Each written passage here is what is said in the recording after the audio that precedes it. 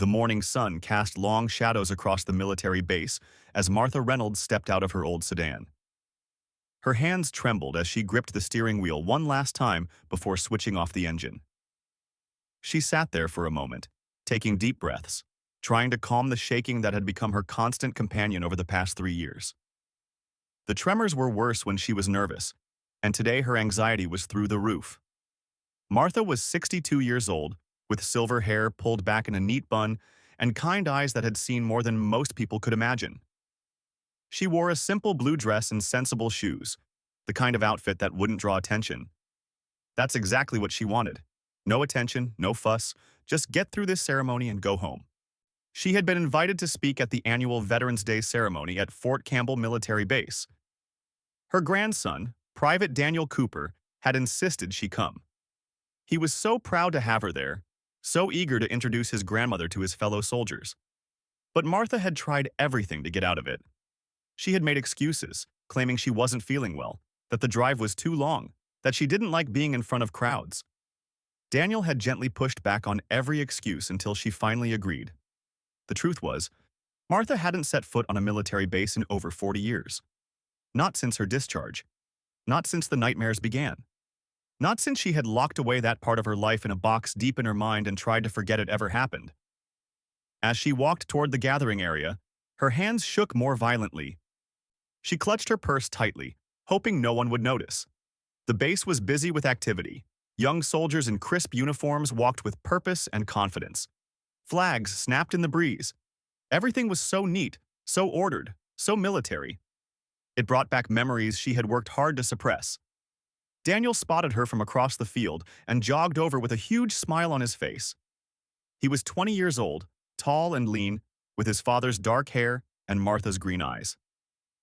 He had joined the army right out of high school, much to his mother's dismay, but to Martha's quiet understanding. She knew what called him to service, even if she had never told him her own story. "Grandma, you made it!" Daniel hugged her carefully, noticing how fragile she seemed. "I'm so glad you're here. Come on, I want you to meet some of my unit." Martha forced a smile and let Daniel lead her toward a group of young soldiers standing near the stage. There were about 15 of them, men and women in their late teens and early 20s, all looking sharp in their dress uniforms. They were laughing and joking with each other, the easy camaraderie of people who trained together, ate together, and trusted each other with their lives. "Everyone, this is my grandmother, Martha Reynolds," Daniel announced proudly. "She's going to say a few words at the ceremony today." The soldiers offered polite nods and hellos. A few shook her hand. Martha noticed their grips were firm and confident, while her own hand trembled in theirs. She saw their eyes flicker down to her shaking hands, then quickly away, too polite to comment. One soldier, a young man with red hair and freckles named Private First Class Jackson, smiled warmly at her. "It's nice to meet you, ma'am. Cooper talks about you all the time." "Thank you," Martha said quietly, her voice barely above a whisper. Another soldier, a woman named Specialist Rodriguez, asked, "Are you nervous about speaking? I get nervous speaking in front of people, too." Before Martha could answer, a loud voice cut through the conversation. "Nervous? Look at her hands. She's shaking like a leaf." Martha turned to see a young corporal standing slightly apart from the group. He was stocky with a square jaw and cold eyes. His name tag read, Brennan. Several soldiers around him laughed uncomfortably. Daniel's face flushed red. "That's not cool, man," Brennan shrugged. "What? I'm just saying what everyone's thinking. We're supposed to listen to someone talk about service and sacrifice when she can't even hold her hands steady? What's she got to be nervous about? It's just a little speech." Martha felt heat rise to her cheeks. The old shame, the old anger, the old hurt all came flooding back. She had spent decades trying to move past the judgments, the dismissals, the way people looked at her shaking hands and assumed weakness. She opened her mouth to respond but found no words would come. Private Jackson stepped forward. "Show some respect, Brennan." "I'm just being honest," Brennan said with a smirk. "Besides, what does Cooper's grandma know about military service anyway? She's just here because she's family." The comment hung in the air like a grenade. Daniel looked like he wanted to punch Brennan in the face. The other soldiers shifted uncomfortably, caught between defending Martha and not wanting to cause a scene. Martha felt her throat tighten. She had known this was a mistake. She should never have come. "I should go," Martha said softly, turning away. "Daniel, I'm sorry. I can't do this." "Grandma, wait." Daniel reached for her arm, but Martha was already walking away. Her vision blurred with tears she refused to let fall. She could hear Daniel arguing with Brennan behind her, but she didn't look back. She just wanted to get to her car and leave this place. But as she hurried across the field, she nearly collided with an older man in uniform. She looked up, ready to apologize, and froze. He was tall, probably in his early 70s, with steel gray hair and ramrod straight posture. His uniform bore the eagles of a full colonel, and his chest was decorated with rows of ribbons and medals. His weathered face was stern, but his eyes were sharp and assessing. "Excuse me, ma'am," he said in a deep, gravelly voice. "You seem distressed. Is everything all right?" Martha wiped quickly at her eyes. "I'm fine, thank you. I was just leaving." The colonel studied her for a moment, his gaze dropping briefly to her trembling hands, then back to her face. Something flickered in his expression, recognition or understanding. She couldn't tell which. "Were you going to speak at the ceremony?" he asked. "I was supposed to, but I don't think that's going to happen now," Martha said, trying to keep her voice steady. "I'm not what they expected." "And what did they expect?" Martha let out a bitter laugh. "Someone without shaking hands, I suppose. Someone who looks like a veteran. Someone who belongs here." The colonel's eyebrows rose slightly. "You're a veteran?" Martha hesitated. This was it. The moment she always avoided. The conversation she had spent 40 years refusing to have. But something about this man's direct gaze and patient silence made her answer honestly. "Vietnam," she said quietly. "I was a nurse, 68 to 70. The colonel's expression changed completely. The sternness melted away, replaced by something deeper, more profound. He straightened even more, if that was possible, and when he spoke, his voice was filled with respect. "Then you absolutely belong here, ma'am, more than most." Before Martha could respond, Daniel appeared at her side, slightly out of breath. "Grandma, please don't leave. I'm sorry about Brennan. He's an idiot." The colonel looked between Martha and Daniel. "This is your grandson?" "Yes, sir," Daniel said, suddenly standing straighter in the presence of the senior officer. "Private Daniel Cooper, sir." "Your grandmother served as a nurse in Vietnam, Private Cooper?" Daniel blinked in surprise. "She did? Grandma, you never told me that." Martha looked down at her hands. "It's not something I talk about." "Why not?" Daniel asked, genuinely confused. "That's incredible. That's something to be proud of." "Is it?" Martha's voice was sharp, decades of pain bleeding through. "When people look at these hands and see weakness, when they think I'm just some nervous old woman who doesn't know what real service means, when even standing on a military base makes me want to run away because of what I saw and what I couldn't save." Her voice broke on the last word. The colonel's jaw tightened. "Who made you feel that way?" Daniel looked guilty. "One of my unit made some comments. He didn't know." "Ignorance is not an excuse," the colonel said firmly. "Take me to your unit, Private." "Sir, I don't want to cause trouble," Martha said quickly. The colonel looked at her with eyes that had seen their own share of war. "Ma'am, with all due respect, you've earned the right not to be disrespected on a military base or anywhere else. These young soldiers need to understand what service really means, and sometimes that requires a hard lesson. Will you come with me?" Martha wanted to refuse. Every instinct told her to get in her car and drive away. But something in the colonel's voice, some unspoken understanding of shared experience, made her nod. They walked back to where Daniel's unit was still gathered. Brennan was holding court, apparently still making jokes at Martha's expense because several soldiers were laughing. The laughter died immediately when they saw the colonel approaching. "Attention!" someone called, and the soldiers snapped to formation. The colonel walked slowly down the line, his hands clasped behind his back, his gaze moving from face to face. Martha stood slightly behind him, her hands still shaking, her heart pounding. "I understand," the colonel said, his voice carrying across the field, that there has been some discussion about this woman's fitness to speak at today's ceremony. Some question about whether her shaking hands indicate weakness or fear or incompetence. Several soldiers looked uncomfortable. Brennan's face had gone pale. "Let me tell you about weakness," the colonel continued. "Weakness is mocking someone you know nothing about. Weakness is making assumptions based on what you see on the surface. Weakness is standing in judgment when you haven't earned the right to judge." He turned to Martha. "Ma'am, would you mind if I shared some information about Vietnam-era nurses?" Martha shook her head, unable to speak. The colonel addressed the soldiers again. Between 1965 and 1973, approximately 11,000 American military women served in Vietnam, the vast majority of them nurses. They were volunteers. They were mostly in their early 20s, and they worked in conditions that would break most of the people standing here today. He began to pace. These women worked 12-hour shifts, sometimes longer, in hospitals and field stations. They triaged casualties as helicopters brought in wounded soldiers. They performed emergency medicine under fire. They held dying boys who cried for their mothers. They made life-or-death decisions multiple times a day. They saved limbs and lives with limited supplies and unlimited determination. The colonel's voice grew harder. They went weeks without proper sleep. They dealt with injuries that would give you nightmares.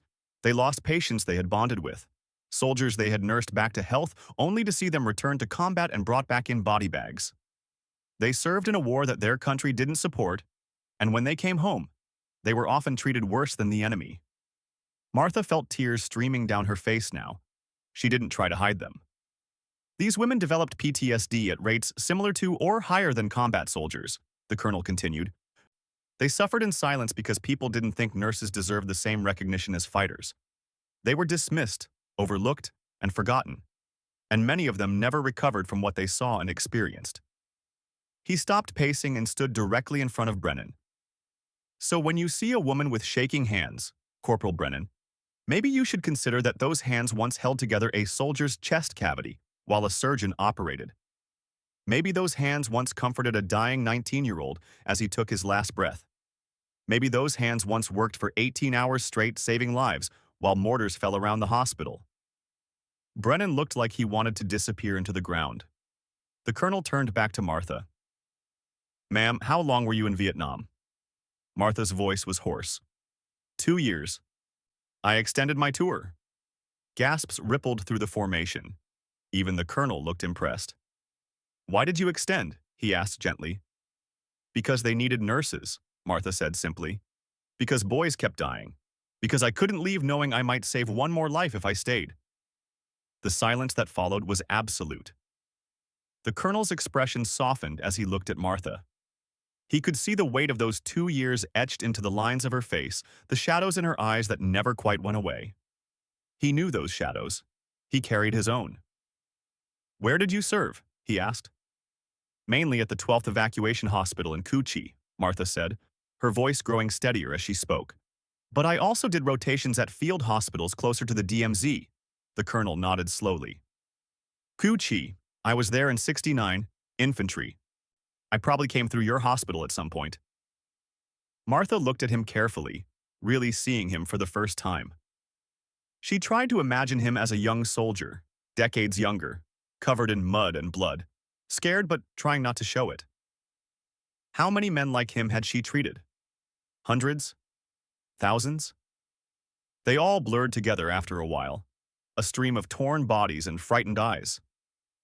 "You might have," she said softly. "We saw a lot of soldiers." Daniel stood frozen, staring at his grandmother like he had never seen her before. Around him, his fellow soldiers wore similar expressions of shock and dawning understanding. Even Brennan looked sick with shame, though he still couldn't quite meet Martha's eyes. The colonel addressed the formation again. "I want you all to understand something. The person standing before you is a war veteran. She served with honor in one of the most difficult conflicts in American history. She volunteered to extend her service when most people were desperate to come home. She saved American lives at great personal cost. And if her hands shake because of what she witnessed and what she endured, then those shaking hands are a badge of honor, not a source of shame." He paused, letting his words sink in. Every person who serves pays a price. For some, that price is visible in the form of physical scars or missing limbs. For others, it's invisible, carried in the mind and heart.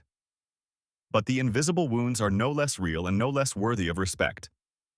Private Jackson, the red-haired soldier who had been kind to Martha earlier, raised his hand hesitantly. "Sir, permission to speak?" "Go ahead, Private." "Ma'am, I apologize for not showing you proper respect earlier. I didn't know your history, but that's no excuse. You deserved respect regardless. Thank you for your service." His words seemed to break a dam.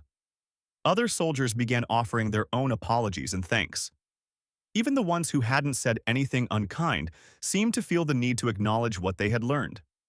Specialist Rodriguez wiped tears from her eyes. "My great-aunt was a nurse in Vietnam, but she never talked about it either. She died a few years ago. I wish I had understood what she went through. I wish I had asked her more questions." Martha gave her a sad smile. She probably didn't know how to talk about it. "We weren't trained for the mental aftermath, only the medical emergencies. When we came home, we were just expected to readjust and move on. No debriefings, no counseling, just go back to your life and pretend it never happened." "But why?" Daniel asked, his voice thick with emotion.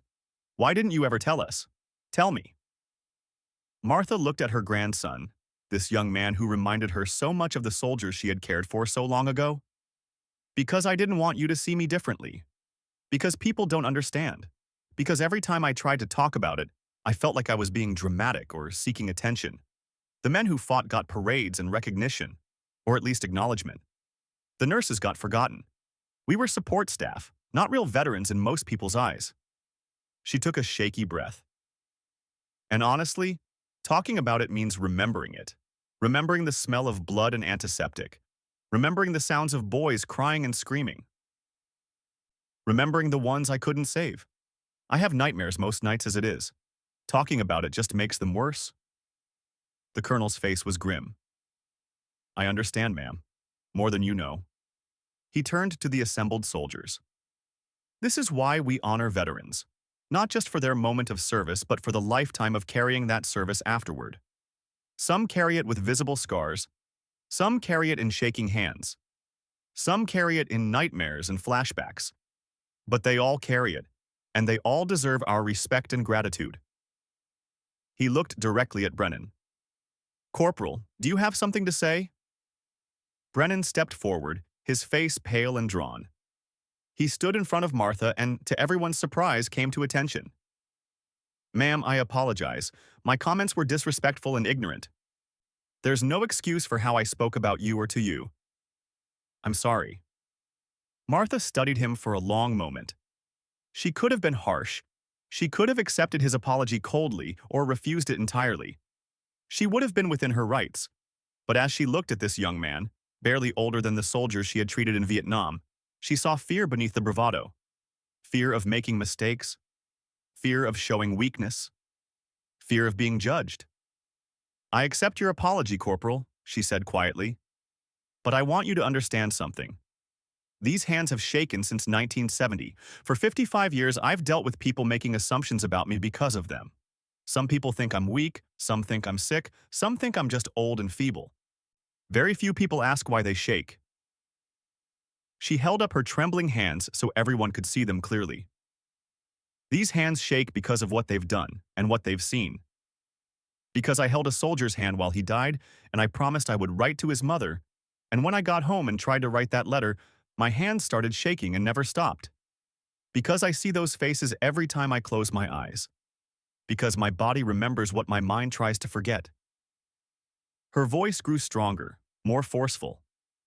"So yes, my hands shake. But these hands also saved lives. These hands sutured wounds and started IVs and held instruments during surgery. These hands comforted the dying and celebrated with the survivors. These hands did work I'm proud of, even if they bear the scars of it." The entire formation was silent, hanging on every word.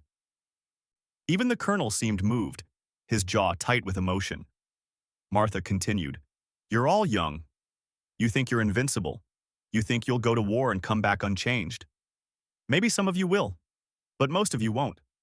War changes you in ways you can't imagine until you're in it. And when you come home different, when you carry visible or invisible scars, I hope people treat you with more compassion than I've sometimes received. She looked around at all the young faces staring at her. I'm not telling you this to make you feel bad. I'm telling you because you need to understand that service costs something.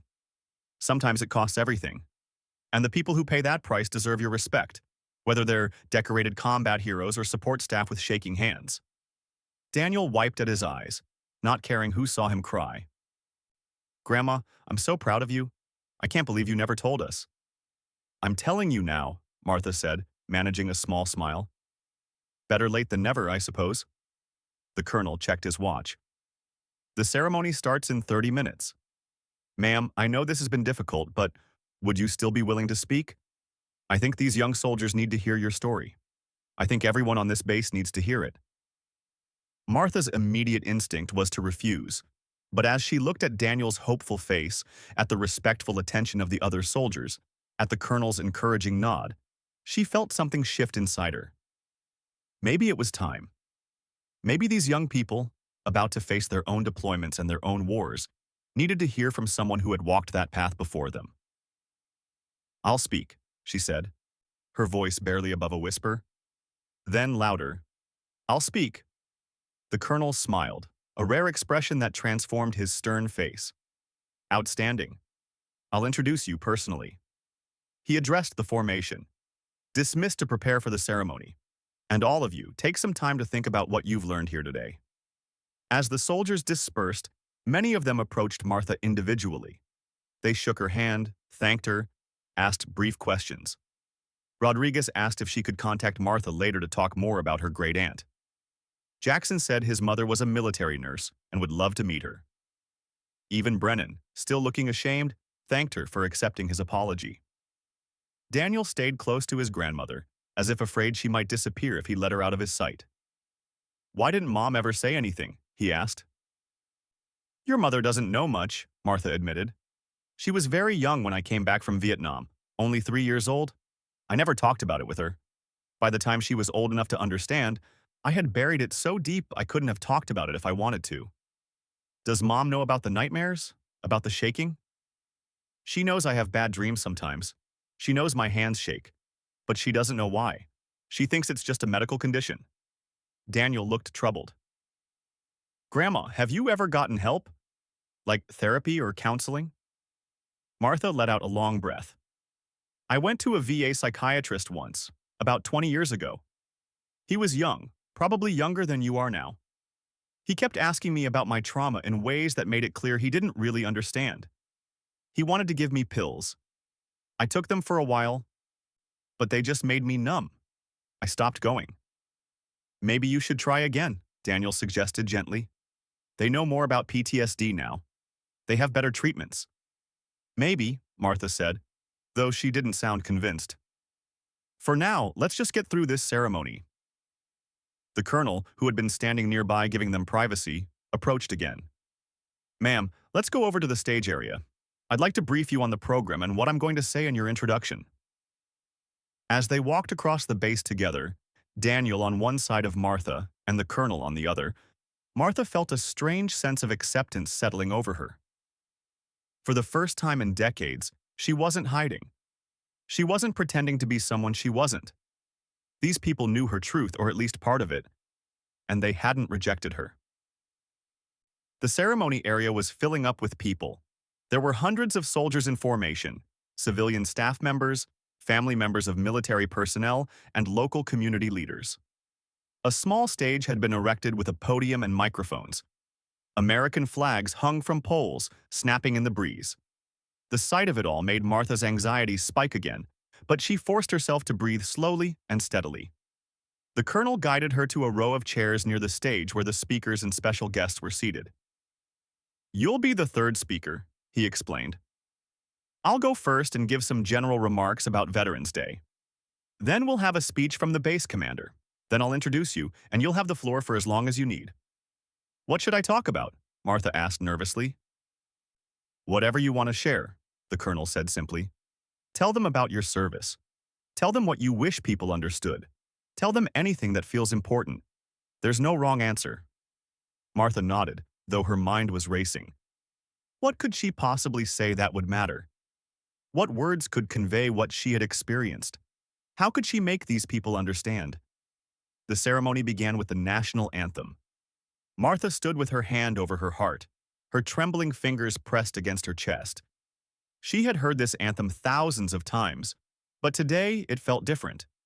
Today, she felt like she finally had permission to claim her place among the veterans being honored. The colonel's opening remarks were powerful and moving. He spoke about the meaning of service, the cost of freedom, and the debt owed to those who had worn the uniform. His words were eloquent and practiced, delivered with the confidence of someone who had given many such speeches.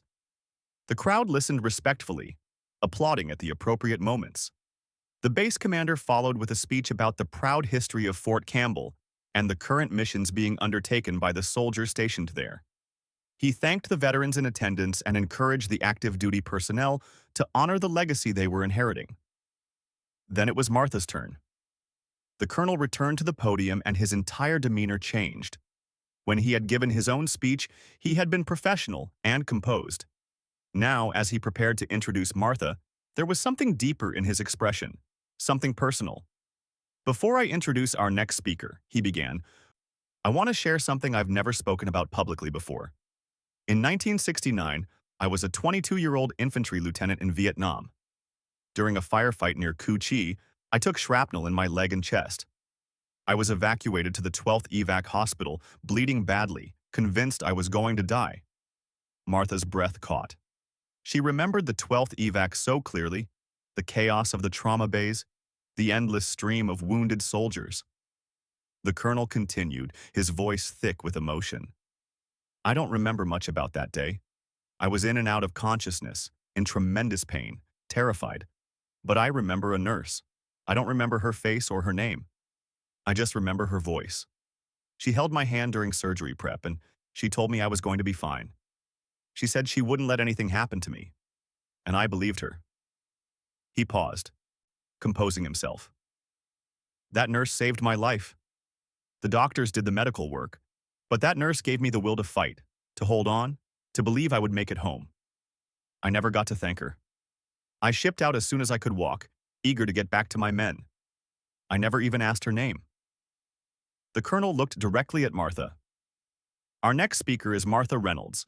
She served as a nurse at the 12th Evacuation Hospital in Cu Chi from 1968 to 1970. She volunteered to extend her tour. She saved countless lives under conditions most of us can't imagine. And when she came home, she carried the weight of what she had seen in silence for over 40 years. He paused again, and then did something that shocked everyone present. The colonel, a man of such seniority and authority that even other officers snapped to attention in his presence, stood at full attention and brought his hand up in a crisp, formal salute. He held it there, his eyes locked on Martha's. Ma'am, I don't know if you're the nurse who saved my life all those years ago, but whether you are or not, you represent all the nurses who served in Vietnam. All the women who gave so much and asked for so little in return. All the caregivers who bore witness to the worst of war and carried that burden home with them. On behalf of every soldier whose life you saved, whose hand you held, whose pain you eased, I salute you. The entire base seemed to hold its breath. Then, starting with the active duty soldiers in formation, spreading through the veterans in attendance, moving to the civilians, everyone rose to their feet. Hundreds of people stood and saluted or placed their hands over their hearts. The only sound was the wind and the flag snapping overhead. Martha stood frozen, tears streaming down her face, her hands shaking more than ever. In all her years, in all her dreams of recognition or appreciation, she had never imagined anything like this. She had pictured a polite thank you, perhaps a perfunctory acknowledgement. She had never imagined an entire base standing in her honor. The colonel held his salute until Martha, moving on instinct from decades ago, returned it with her own trembling hand. Only then did he drop his hand and step aside, gesturing for her to take the podium. Martha walked forward on shaking legs. She gripped the sides of the podium to steady herself and looked out at the sea of faces. Every eye was on her. Every person was waiting to hear what she had to say. For a moment, Her mind went completely blank. Then, slowly, the words came. "I don't know what to say," she began, her voice amplified by the microphone but still soft, still uncertain. "I'm not used to being honored. I'm not used to being recognized. For most of my life, I felt like my service didn't count. Like it didn't matter because I wasn't in combat. Like I didn't earn the right to call myself a veteran." She took a shaking breath. "I was 19 years old when I joined the Army Nurse Corps. I had just finished nursing school. I wanted adventure. I wanted to serve my country. I wanted to make a difference. I got all of that, but not in the way I expected." Martha's voice grew stronger as she continued. "They sent me to Vietnam in 1968, right after the Tet Offensive. I arrived at the 12th evac hospital in Cu Chi, not knowing what to expect. Nothing in nursing school prepared me for what I saw there." She closed her eyes, remembering. "The first day, a helicopter brought in 6 wounded soldiers. I had never seen injuries like that. Traumatic amputations, sucking chest wounds, burns covering most of their bodies. And they were all so young, 18, 19, 20 years old. Boys who should have been in college or starting careers or falling in love. Instead, they were bleeding and dying in a hospital tent thousands of miles from home. The crowd was absolutely silent. Even the wind seemed to have stilled. We worked 12-hour shifts, but those shifts often stretched to 16 or 18 hours when casualties were heavy. Sometimes we worked 24 hours straight. We'd finally get to sleep, and a few hours later the sirens would go off again and we'd be back in the trauma bay, covered in blood, trying to save lives with whatever supplies we had available." Martha opened her eyes and looked out at the young soldiers in formation. You can't understand what it's like unless you've been there. The smell of blood and burnt flesh, the sounds of men crying for their mothers, the feeling of someone dying under your hands no matter what you do. The exhaustion so deep, you can barely remember your own name. The fear when mortars hit close to the hospital. The guilt when you save one soldier but lose another. Her hands gripped the podium tighter. "I was assigned to the post-op ward after my first few months. That meant I cared for soldiers after surgery, monitoring their recovery, changing their dressings, managing their pain. I got to know them. They would tell me about their girlfriends back home, their families, their plans for after the war. They would show me pictures of their baby sisters or their dogs or their cars." Martha's voice broke slightly.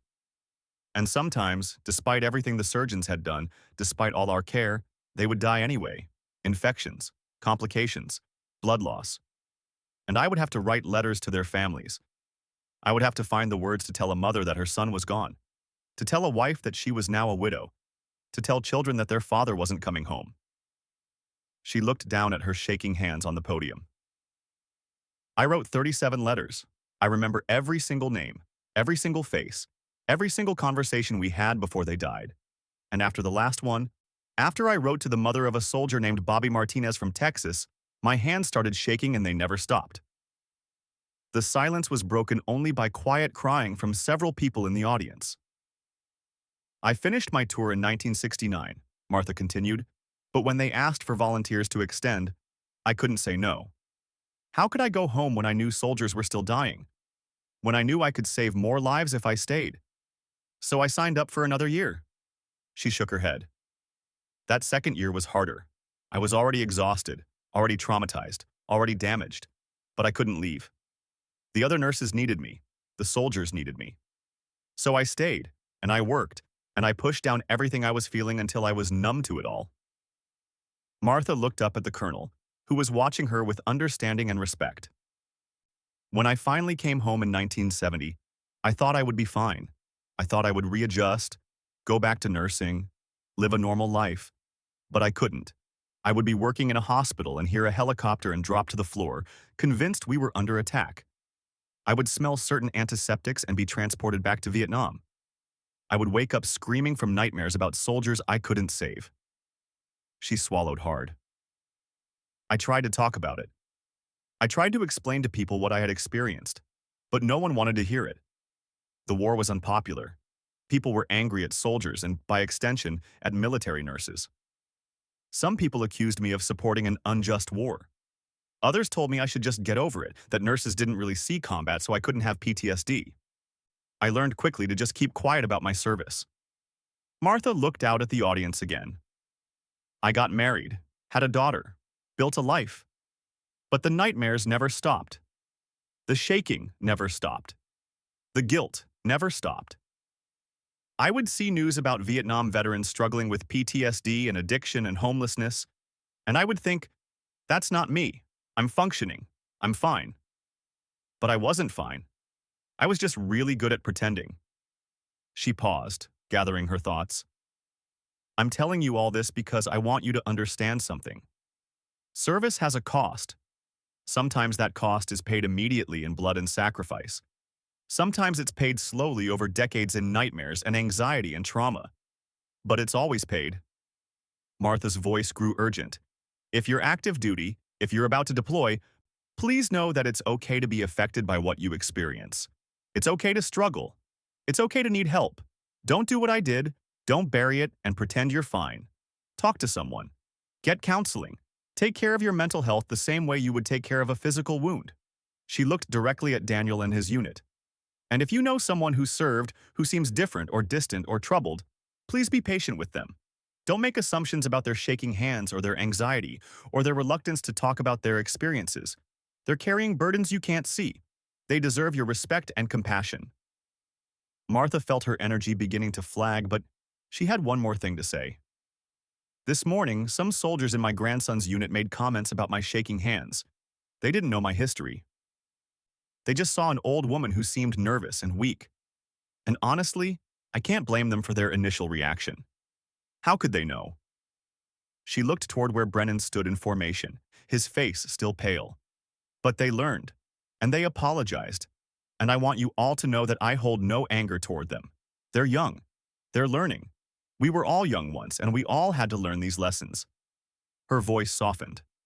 What I hope you take from today is this. Every person has a story. Every veteran has paid a price. Some prices are visible. Some are not. But they all deserve recognition. They all deserve respect. They all deserve to be honored for their service, regardless of their role or their rank, or how long ago they served. Martha gripped the podium one final time. I served as a nurse in Vietnam. My hands shake because of what I saw and what I did and who I couldn't save. But I'm proud of my service. For the first time in 40 years, standing here in front of all of you, I can say that without shame or hesitation. I'm proud of what I did. I'm proud of the lives I saved. I'm proud to be a veteran. Her voice rose. And to all the other nurses who served, who are watching their hands shake or fighting their nightmares or struggling in silence, I want you to know you're not alone. Your service mattered. Your sacrifices counted. You are veterans, and you deserve to be honored. Martha stepped back from the podium, emotionally exhausted, tears still streaming down her face. For a moment, there was complete silence. Then the colonel stepped forward, came to attention, and saluted her again. This time, he didn't stand alone. Every soldier in formation, every veteran in attendance, every officer on the stage, they all rose and saluted in unison. The applause that followed was thunderous. People weren't just clapping politely. They were cheering. They were crying. They were on their feet, showing their respect and appreciation in the only way they knew how. Daniel broke formation and ran to his grandmother, wrapping her in a tight embrace. I'm so proud of you, he said through his own tears. I'm so sorry I never knew. I'm so sorry you carried this alone for so long. Martha held onto her grandson, this young man who reminded her of all the soldiers she had cared for, and she finally allowed herself to really cry. Not the quiet, hidden tears she had shed for decades, but deep, racking sobs that came from a place of pain that was finally being acknowledged. Other people came forward. Veterans who had served in Vietnam and wanted to share their own experiences. Active duty soldiers who wanted to thank her. Family members of Vietnam vets who wished their loved ones could hear what Martha had said. Even civilians who had never served but were moved by her story. The colonel waited until the crowd had thinned before approaching. Ma'am, he said quietly, I need to tell you something. After you spoke, after I heard the details about the 12th evac, I'm now certain you were the nurse who saved my life. Martha looked at him in surprise. How can you be sure? Because I remember now. Your voice. It's the same voice I heard when I was on that operating table. You told me I was going to be fine. You held my hand. You promised you wouldn't let anything happen to me. His eyes were wet with tears. And you kept that promise. I went on to have a career, a family, a life. Because of you. Martha reached out with her shaking hand and placed it on the colonel's arm. What's your name? Robert Mitchell, he said. But back then everyone called me Bobby. Martha's face went white. Bobby Mitchell, from Pennsylvania? Yes, ma'am. Martha's knees buckled slightly and the colonel caught her arm. You wrote to my mother, he said, after I was wounded. You told her I was stable and improving. You told her I was going to make it home. She got that letter before the official army notification, and it gave her hope. She kept that letter until the day she died. Martha covered her mouth with both hands. I remember you. You had a piece of shrapnel near your heart. The surgeons weren't sure they could operate safely. You were so scared. You kept saying you didn't want to die in Vietnam. And you told me I wouldn't, Bobby said. You told me you had promised my mother I would come home, and you intended to keep that promise. They stood there, these two people connected by a moment of terror and compassion over 50 years ago, finally able to acknowledge that connection. Bobby reached out and took Martha's shaking hands in his own steady ones. These hands saved my life, he said firmly. These hands kept their promise to my mother. These hands represent everything noble and selfless about service. Don't ever be ashamed of them. Around them, people watched this moment of recognition and healing. Daniel stood with his arm around his grandmother, tears still streaming down his face. The other soldiers from his unit, including Brennan, watched with newfound understanding and respect. As the ceremony concluded and people began to disperse, Martha felt something she hadn't felt in decades. She felt peace.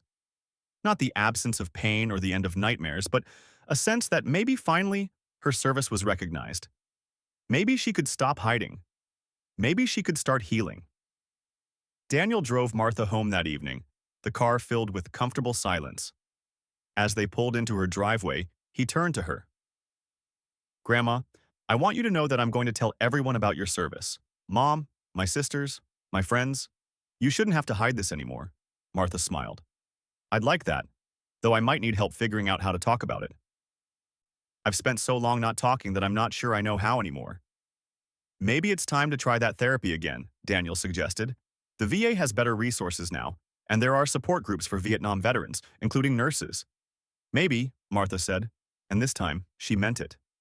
As she walked into her house, Martha looked down at her hands. They were still shaking.